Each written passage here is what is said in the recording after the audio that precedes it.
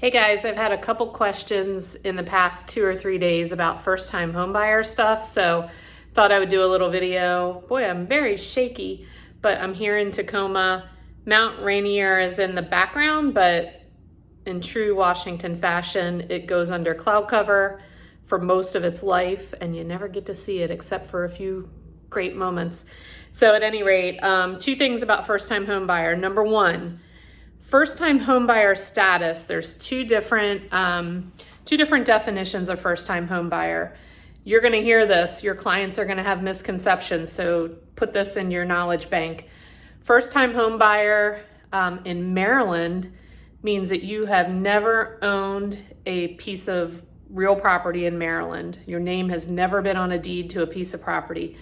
If you were on a deed and you've never purchased a home personally, but you're on your mom's deed or your grandmother's deed or something like that, no first-time homebuyer tax credit, no first-time homebuyer status in Maryland. Now, the truth is, all that really gets for you or for your client is a discount on the Maryland state transfer tax. That's it. So it's a discount of 0.25% of the sale price. So you can just do the math on that and see that it's just a little bit of a discount that they're losing out on.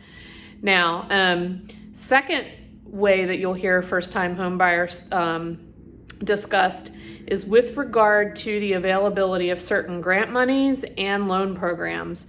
So there is a federal definition of first-time homebuyer, which says you have not owned a home within 3 years. And then if you haven't owned a home in 3 years, you are eligible in some cases for first-time homebuyer grant money and first-time homebuyer loan programs. So those are two completely different things. It will get confused. First-time homebuyer in Maryland versus first-time homebuyer for the purpose of grant money and taxes.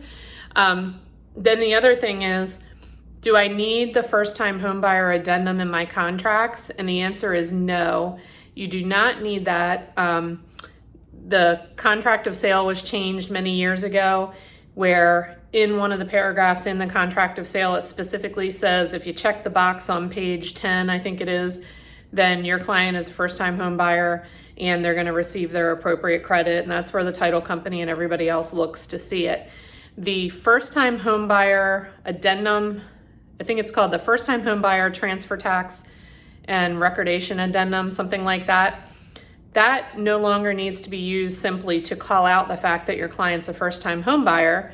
However, when it does need to be used is if you're asking the seller to pay anything other than 50-50 splits, which is customary on transfer taxes.